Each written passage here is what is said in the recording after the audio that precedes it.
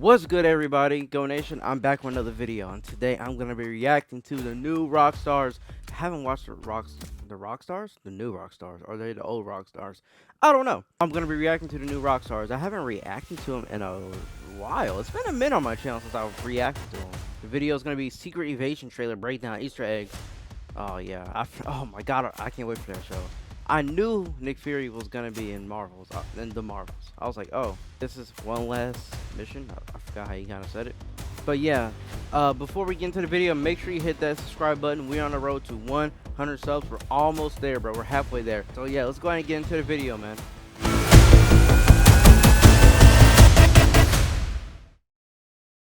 Welcome back to New Rockstars. I'm Eric Voss, and this is a breakdown of the new trailer for Marvel's Secret Invasion. I'm eating a Reese. Don't worry about it. It's an egg. It's Captain America the Winter Soldier in the MCU again, and I think we are ready for some spycraft and some Skrull searches. Who do you trust? Well, you can trust this guy to break this down. For the details you missed, who has been the Skrull in the MCU this whole time? It's probably Rhodey. It's probably Everett Ross. DUDC Agent Cleary's up there for me. Val, yeah, you're up there too. Anyway, let's break down this trailer. Here we go. Fury, since you've been gone, things have gotten much worse. The trailer opens with Fury walking up to a fenced-in site in the woods. Looks like an exclusion zone because over on the far left, if you look closely, is a radioactive warning sign. That gate has been left open as if this is the kind of place that you should know not to go in there. We learned in a write-up from Vanity Fair that part of the series will take place in a decommissioned radioactive site in Russia. Executive producer Jonathan Schwartz said, quote, Skrulls are much more able to withstand radioactivity, and there are a ton of decommissioned radioactive sites within Russia. That's where Gravik has set up his base of operations. That makes sense.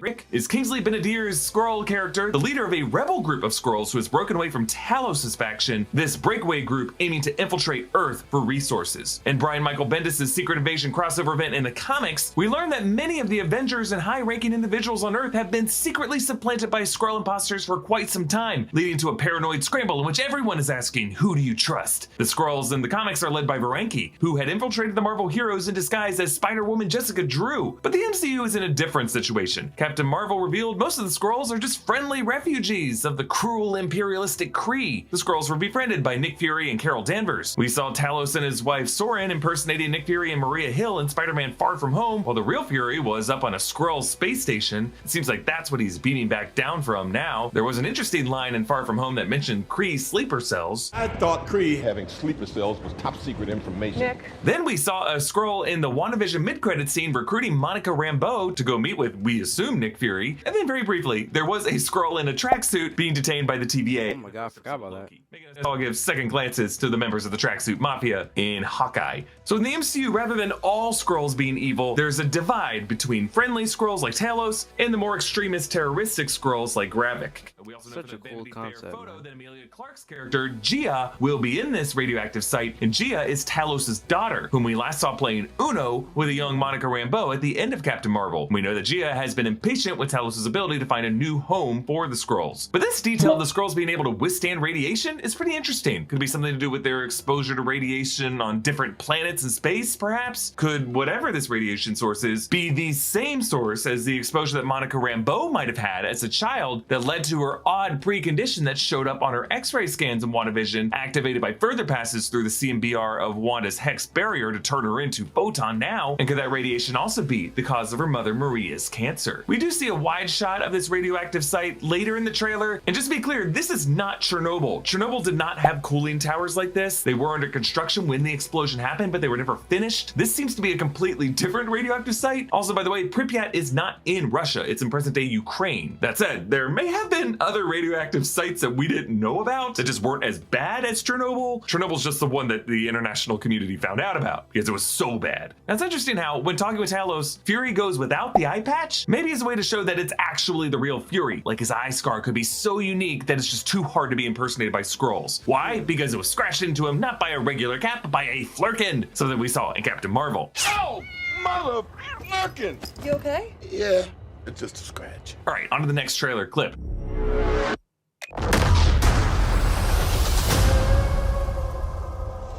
How do you think I came back?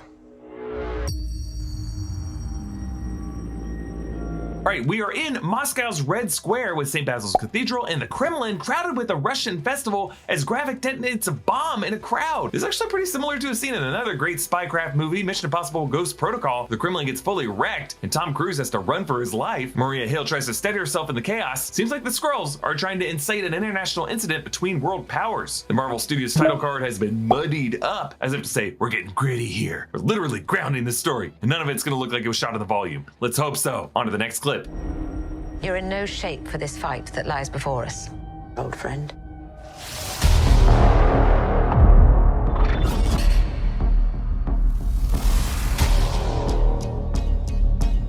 This is personal. All right, we jump from Moscow to London, place last saw with some Skrull impersonators, Fury/Talos, Hill/Soren, in Spider-Man Far From Home. You can see Tower Bridge in the foreground here, and that's the Tower of London on the lower right. We meet Olivia Colman as Sonia Falsworth, a high-ranking MI6 agent who's an old ally of Nick Fury's looking to protect England's national security interests during this infiltration. She's described as, quote, a more antagonistic presence, and she could be working with or against Fury, depending on their desired goals. I'm assuming she's something like M from the Bond movies, but her name, Falsworth, might make her a descendant of James Montgomery Falsworth, who was part of the Howling Commandos and Cap and Bucky's crew in the first Cap film. They did something similar with Jim Morita and Principal Morita in Spider-Man Homecoming. Talos tries to grab Gravik in a museum cafe, but everyone around them turns into Gravik, including the server. Interesting Skrull shapeshifting logic there, that their clothes shapeshift, but not their accessories like their purses and backpacks. Just, where do we draw the line there? But this portrait gallery has an exhibit, The Faces of Freedom, including figures like Winston Churchill. Maybe the implication could be that some of these political leaders that we take for granted could have been Skrulls, like the present day politicians seem to be on the show. Falsworth and Fury come up upon the headstone of Colonel Nicholas J. Fury, which I assume is this Nick, and not like his dad is also named Nick. We know that Nick did reach the rank of Colonel. He told that to Captain Marvel in that bar in Captain Marvel film. I'm just questioning this because we already saw a fake gravestone for Nick Fury at the end of Captain America the Winter Soldier with a different quote, that great quote from the book of Ezekiel, referencing his character Jules in Pulp Fiction. But this quote, greater love hath no man, that a man lay down his life for his friend. This is John 15:13, different book of the Bible. We just gotta wonder how many fake graves Nick Fury has, and does he keep guns at all of them? On to the next clip.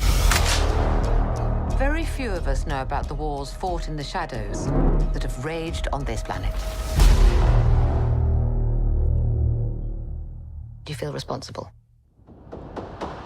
Yeah, we see Nick Fury opening a container in a mausoleum to get a gun. The door to this thing looks like it has a glowing face of either a wolf or a fox that lights up. Yeah, I think Fury's just got caches of guns everywhere. We get quick shots of Maria Hill and Everett Ross. Ross we recently saw in Black Panther Wakanda Forever defying his ex-wife and current CIA director Val to commit espionage for the Wakandans, and at the end of that movie broken free by Okoye. So he's a man on the run too. And I gotta imagine in a political espionage show, the CIA director is gonna show up at some point. Interesting shot here, some armed soldiers push through a car crash site, shooting at attackers, protecting two figures in the center, specifically someone with white hair. I think this is United States President Ritson, Dermot Mulroney's character, and this is his presidential motorcade after being struck by missiles. We know that Harrison Ford is going to be playing President Thaddeus Ross in Captain America 4, so I think at the end of the series, something is going to happen to Ritson. Either he's going to have to resign due to some Skrull-related scandal, or he's going to get assassinated. Gia finds this interesting chamber that's filled with covered bodies on gurneys with glowing parts plugged into wires on the floor. These are definitely Skrulls because we saw this shot with Falsworth in the last trailer, but I'm wondering if these might be soldiers or super Skrulls that are being kept in this kind of hibernative state, being prepared to activate in a kind of ground war. On to the next clip.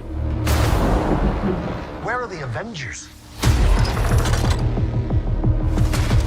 This war is one I have to fight. Alone.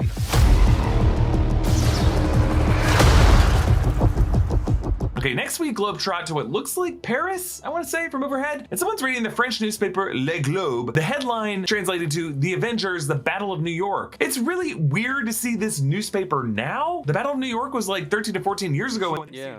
The Avengers have been involved in way bigger stuff since then, so we might be seeing a flashback to the year 2012. Maybe there was a Skrull impersonator on that World Security Council that Nick Fury had to answer to in that film. Could be connected to that French diplomat who Ramonda sparred with at the UN in Wakanda Forever. Then we see Gravik from the back of the head as he enters his room with these curved beams. This must be in that Russian radioactive site because in the D23 trailer we saw Gia enter this same room and there is Russian lettering on the door. Skrulls are building something. I'm wondering if they're trying to engineer Bruce Banner's quantum tunnel platform because it does kind of look like that here. here? Are the Skrulls trying to go back in time and change the history so that they could screw their enemies from the beginning? Or are we just looking at a radiation field that could turn normal Skrulls into militant super Skrulls? Let me know what you think this weapon is, but let's move on.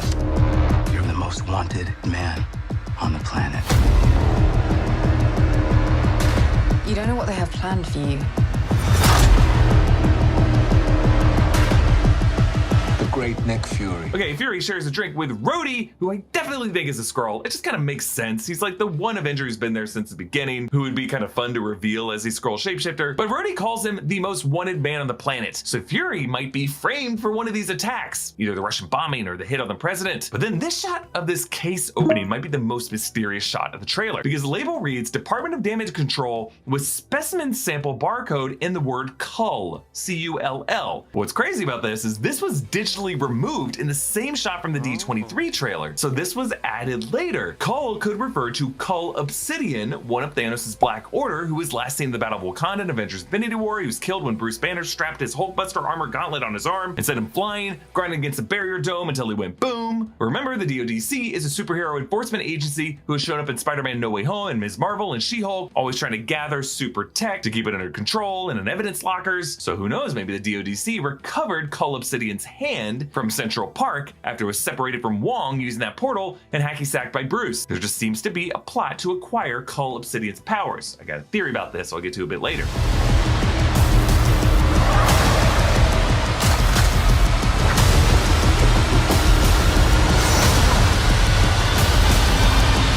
There's a quick shot of There's a lot going on. with a suddenly massive Cull Obsidian-like arm. Also in this section, we see Gravik extending his arm with some interesting stretch abilities, which looks like an attack on Ritson's motorcade, but it kind of looks like he's shapeshifting into a Flora Colossi like Groot, who can extend the branches of his arms similarly like this. We might be looking at Super Skrulls, who in addition to shapeshifting to other people's appearances, can also mimic their superpowers. And in Secret Invasion comics, we see this with the Fantastic Four. So this series may be re-engineering that, but with established MCU characters. So instead of Reed Richards, we see the stretchy-armed Groot powers. Instead of Ben Grimm, we see the big boy Cull Obsidian. Instead of Johnny Storm, they could use a fiery extremist soldier like that fighter we saw in the Shang-Chi fighting club. And instead of Sue Storm, maybe someone with some invisibility cloaking tech like we saw the Skrulls using on their space station in Captain Marvel. Then there's a quick shot of Talos with a shot to the chest as his face is half transforming into the green skin of a Skrull. Gross. Pick a lane, dude. He does not look like he's in good shape. This could actually be the person that Gia is crying over earlier in the trailer. We might see Talos die in this show. Okay, on to the last clip. One last fight. Yeah, that's what I was trying to remember earlier. One last fight. Okay, I don't Fury think is so. leaving that mausoleum, pops his collar like a badass. I like how the ticks of the trailer music are slowing down like a clock needing to be rewound. And he says, one last fight. Does that mean Fury will truly retire in this? Will he die in this? Can Fury ever really die? The show's new title card divides each letter down the center with a brighter shade of green on the right to show the whole theme of dual identity of this series. I love the official poster for the series, an amazing composition of reassembled stripes of shredded documents showing Fury's face in black and white, but with a few missing to reveal the Skrull face underneath. I cannot wait for this series. I think it's going to be a nice, grounded, mystery, thriller, spy craft show. I feel like that's exactly what we need in the MCU right now. Captain America Winter Soldier is top 2 MCU for me, so anything that reminds us of that film, an MCU Phase 5, I very much approve of. Man, yo, great video, new rock stars. Eric Ross. What? No, not Eric Ross. Eric Voss. Hey, you're amazing. You're wonderful. I love your videos. Love all of New Rockstars videos. And that was another great breakdown. Man, I can't wait for this show. This show, the grittiness of it, like you can just feel it. I just hope it's not a disappointment. And hopefully Nick Fury doesn't die, even though I don't think he's gonna die. But hey, it is what it is. So don't forget to hit the like and subscribe button. Leave a comment or two. You already know what to do. Go Nation. I'm out.